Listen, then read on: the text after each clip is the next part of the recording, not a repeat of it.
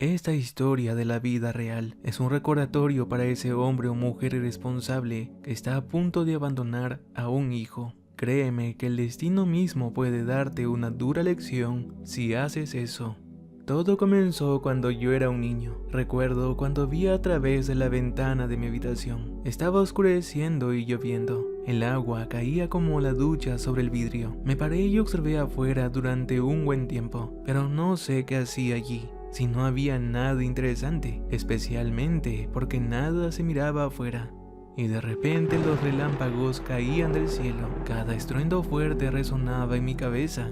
Pero nada de eso se compararía a cuando escuché a mamá y a papá discutir en los próximos minutos.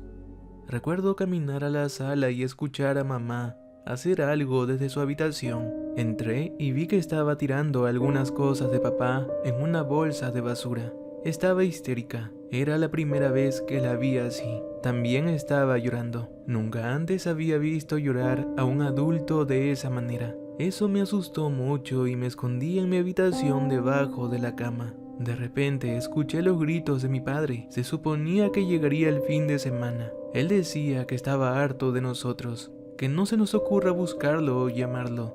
Y lo que más me dolió fue que dijo que éramos el peor error de su vida. Eso me marcó el alma. Jamás olvidaré esas palabras. Y luego se fue con sus cosas. De pronto hubo silencio. Fui con mamá y me aferré a sus piernas. Ella acarició mi rostro y luego se sentó y me puso en sus brazos. Papá no volverá, me lo dijo llorando, y repitió varias veces esas palabras. La abracé tan fuerte como pude. No entendía qué ocurría, pero con el tiempo supe que no éramos la única familia de papá. Tenía una esposa y una hija. Mamá era su amante, y yo producto de su infidelidad. Pero para mi madre, él no era un juego, no era un hombre más, sino su razón de ser. Y mientras que ese día mamá lloraba, papá partía en un avión rumbo a Madrid, dejándonos para siempre. Le dieron un trabajo en España y hasta una casa amplia para su familia, así que decidió llevarse a la que él consideraba la suya. Aún recuerdo ese día de 1990. Mamá tenía el corazón hecho pedazos. En ese mismo día de lluvia, ella decidió acabar consigo misma.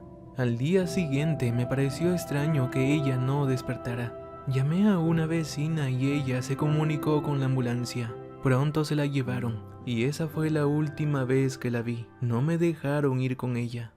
Una hora después llegó un grupo de personas que me llevaron a un sitio desconocido. Pregunté por mamá, pero nadie dijo nada. Llegué a un orfanato donde lamentablemente habían otros niños como yo, sin padres.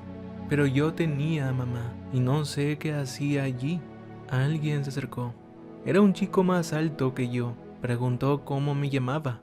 Lucas, le dije, y de repente me empujó. Lógicamente no me dejé y le respondí. En el orfanato mi rostro estaba constantemente decorado con moretones y heridas, pero aprendí a defenderme bien. Durante los primeros días que estuve allí, todos tenían visitas, menos yo. Se nota que aún hay gente noble que llega de vez en cuando para dar regalos a los desamparados. Tal vez como era nuevo, aún no tenía ese ángel para hacerme sonreír. Si tan solo hubieran más personas así como esos visitantes, este mundo sería un lugar mejor. Han pasado 4 años desde entonces. Alguien me buscaba. Estaba asombrado porque no lo esperaba. Así que salí pensando que a lo mejor era mamá. Tal vez se recuperó y ahora viene por mí. Quizás mi cerebro aún se negaba a creer las palabras de esa niñera malvada que afirmaba que mi madre había muerto. Salí corriendo queriendo verla, y de repente al abrir la puerta vi a una mujer parada enfrente mío. Rápidamente la abracé, pero después me di cuenta que no era mamá. Hola, me llamo Sara. ¿Tú debes ser Lucas? Era una chica muy bonita, parecía de esas que salen en la televisión. Pero no entendía qué hacía aquí y por qué me buscaba. Paseamos por el orfanato. Ella me comentó que acababa de llegar al país y que pronto se iba a casar. También confesó algo que yo no esperaba. Me dijo que era mi hermana, o mejor dicho, mi hermanastra. La verdad es que no la entendí bien. Solo le pregunté si me iba a sacar de aquí y si sabe algo de mi madre. pero ella no quiso responder a esa pregunta. En poco tiempo se fue, aunque prometió que volvería. Aquí te esperaré, le dije. Al día siguiente fue Navidad, pero ella no vino, aunque de repente llegaron varios regalos para mí. Dulces increíblemente deliciosos en envoltorios brillantes, y hasta un coche de juguete. Me los había enviado Sara. Me sentí bien en esa noche, pero lo más importante es que después de mucho tiempo volví a sonreír, y ahora tenía a alguien por quien esperar, una hermana. Después de un tiempo ella volvió y comenzó a visitarme más a menudo. Pero para mí el regalo principal era ella misma, y cuando llegaba paseábamos por todo el orfanato. ¿Piensas llevarme contigo?, le preguntaba. Todavía no puedo, Lucas, respondía. Sara hizo una maestría de arquitectura en España. Volvió a México porque aquí estaba su novio Felipe. En algún momento ella se enteró de mí por casualidad, cuando escuchó una conversación de nuestro padre con su amigo en España. Estaban en la sala y Sara pasó accidentalmente. Parecía que la noticia de la muerte de mi madre y mi estadía en el orfanato de alguna manera habían llegado a oídos de él. En la conversación también nombró la ubicación del orfanato donde me llevaron. Sara recordó esta información, y tan pronto como regresó a México, decidió verificar la veracidad de las palabras de nuestro padre. Me enteré de todo esto mucho más tarde. Además, si no fuera por mi ingenuidad de niño con la que me apresuré a abrazarla, lo más probable es que Sara no haya vuelto por mí.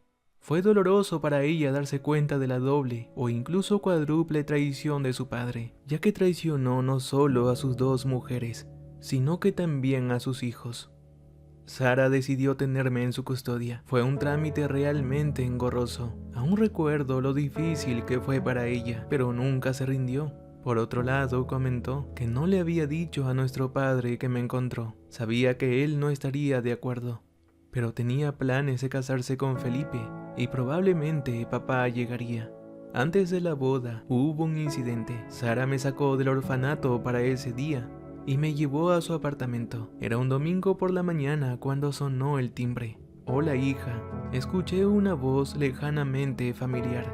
«Hola, ¿cómo es que estás aquí?». Sara estaba muy sorprendida. «¿De verdad creíste que no íbamos a venir a tu boda?». Los visitantes y Sara fueron a la cocina. Al principio hablaban en voz baja y casi no escuchaba nada, y luego esa voz familiar se hizo más alto y al final se transformó en un grito. ¿Sabes lo que estás haciendo? Esto te afectará de por vida. Explica al menos por qué lo haces. ¿Alguno de ustedes no puede tener hijos propios? Entonces encontraremos buenos médicos en España o en Alemania. Ellos hacen maravillas. ¿Por qué estropearías tu vida dejando entrar a un niño desconocido? Papá, para, por favor. No juzgues mis decisiones. Hija, debes devolverlo para siempre. Te traerá problemas incluso en tu relación. Y gritó aún más. En ese momento supe que era papá. No podía seguir sentado en la cama de la habitación sin hacer nada. Corrí a la cocina y protegiendo a Sara con mi pequeño cuerpo le dije: «No le grites a mi hermana». Pensé que no se acordaría de mí, pero sí me reconoció y sin siquiera contener su sorpresa exclamó: «Lucas». Además de él, también había una mujer en la cocina que hasta ese momento había estado en silencio. «Sara, ¿por qué te llama hermana ese niño?», ella preguntó. «Mamá, este es mi hermano biológico, gracias a papá, Vladimir. ¿Puedes explicar a qué se refiere?». «Después, querida, después», murmuró el hombre, y en silencio salió por la puerta. «Esto es desagradable», dijo la mujer mirando a mi hermana. «Madre, mi papá tiene muchas cosas que contarte». En ese día nuestro padre salió enojado. De hecho, ni siquiera se presentó en la boda. Después del matrimonio salí del orfanato. Podría haber estado contento en ese día, pero vi que mis amigos se quedaban. Aquello me ponía triste. Llegué al hogar de mi hermana para sacarme del orfanato. Los recién casados tuvieron que adoptarme. Con el paso de los días me di cuenta que era el niño de 8 años más afortunado del mundo. No solo me mudé a un nuevo hogar, sino que comencé a estudiar en una nueva escuela, donde hice nuevos amigos, y todo me gustaba. papá se separó de la madre de Sara. La mujer no pudo perdonar su engaño. Mi padre llamaba a mi hermana de vez en cuando, pero casi nunca preguntaba por mí. 3 años después, nuestra vida cambió mucho, porque Sara y su esposo tuvieron gemelas, chicas parecidas entre sí, como 2 gotas de agua. Me encantaba pasearlas en su cochecito.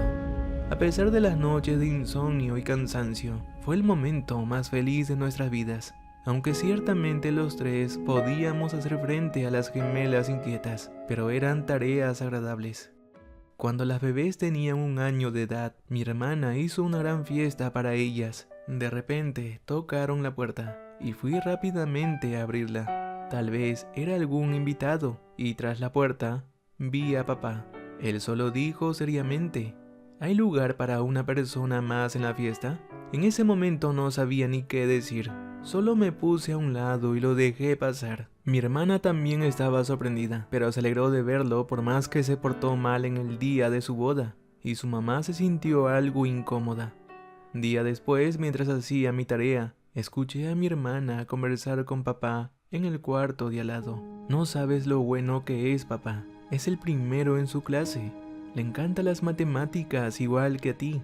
Y no puedes negar que cada vez se parece más al abuelo. Si bien es cierto, cometiste un grave error en el pasado, pero eso no significa que debas seguir cometiendo errores. Él te necesita tanto como yo. Mi padre no decía nada, solo la escuchaba. El tiempo transcurría.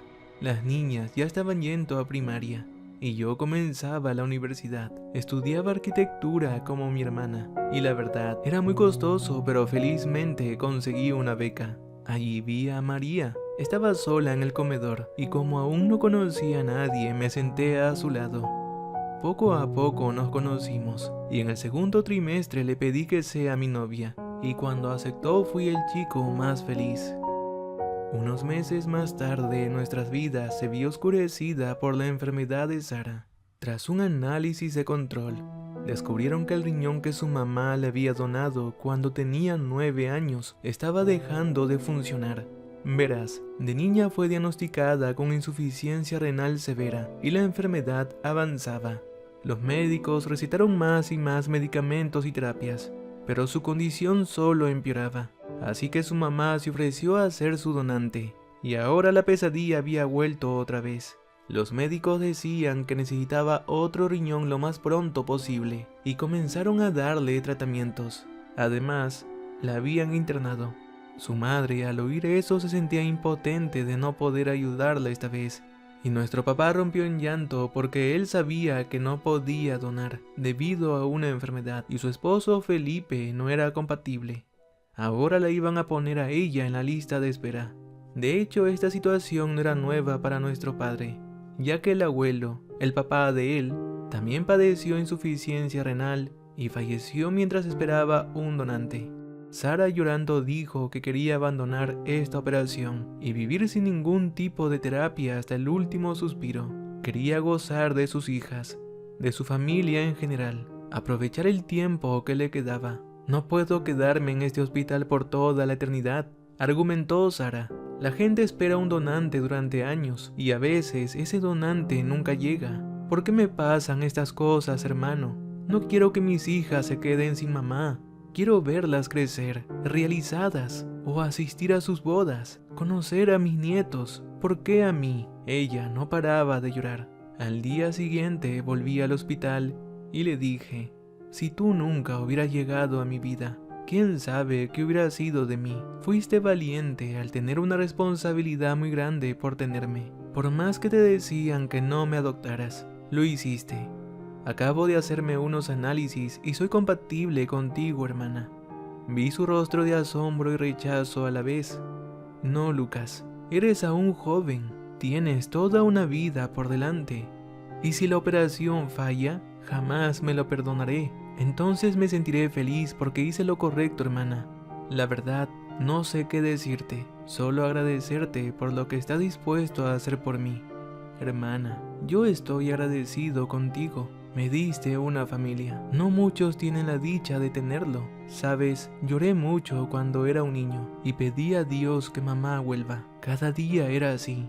pero mamá no pudo llegar, así que me envió a ti, a un ángel que hizo feliz cada cumpleaños mío, cada Navidad o simplemente cada día. ¿Pero qué dices? Sara se puso de pie y tomando su cabeza entre sus manos, comenzó a caminar sin rumbo fijo por la habitación. Vi su delgado cuerpo. Estaba muy débil. No sé de dónde sacaba fuerzas para caminar. Y en voz fuerte dijo: «No, Lucas». Al oír eso le respondí: «Sabes que no retrocederé. Me conoces, hermana». Sara se puso a mi lado y tomó mi mano. «Lucas, esta es una operación muy difícil. Eres demasiado joven para correr ese riesgo. Por favor, escúchame. Hermana, eres tan terca como yo. Lo que hiciste por mí fue más que salvar una vida. Me salvaste el alma. La única manera de ser feliz es si estamos juntos». Nos sentamos abrazados durante mucho tiempo. En ese momento vimos a papá en la puerta y viéndome a los ojos, me agradeció por lo que pensaba hacer. Seguro escuchó toda la conversación. Pero antes de la operación, en esa misma noche, mi papá se acercó a mí y me abrazó llorando. «Tu hermana ha fallecido, hijo, y dejó esta carta para ti. Pero antes de irme, quiero decirte que jamás imaginé que harías algo así por ella. Eso dice mucho de ti. Lamento lo que pasó aquel día cuando te abandoné. Lamento lo que pasó con tu madre hace 18 años. Este es mi castigo. Nunca debí hablarle mal a tu madre ni a ti. Me arrepiento de eso y de muchas cosas más. Perdóname». Y antes de que diga algo más, se fue. Vi su sufrimiento. Yo sabía que esto no era ningún castigo. Por supuesto, la noticia me destrozó y pronto abrí esa carta.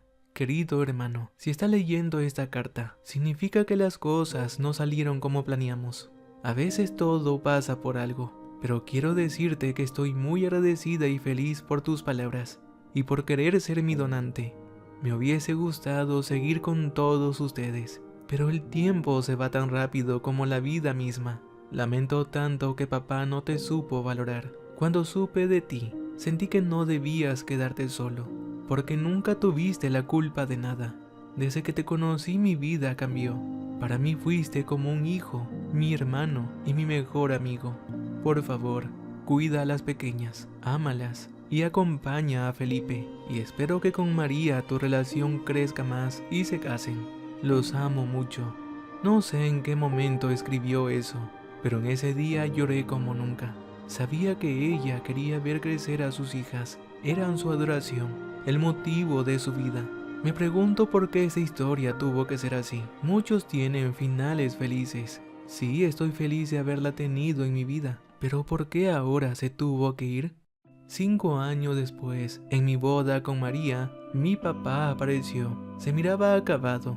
El tiempo pasó en él. Se notaba la tristeza en sus ojos. Perder a un hijo o hija debe ser un sentimiento horrible. Supe que estaba en España en los últimos años. De repente se acercó a mí en la fiesta y me pidió conversar a solas, y allí me dijo: «Sabes que perdí a una hija y a un hijo. A ella no la puedo recuperar, pero a ti», dijo entrecortadamente. En ese momento lo interrumpí y lo abracé fuertemente.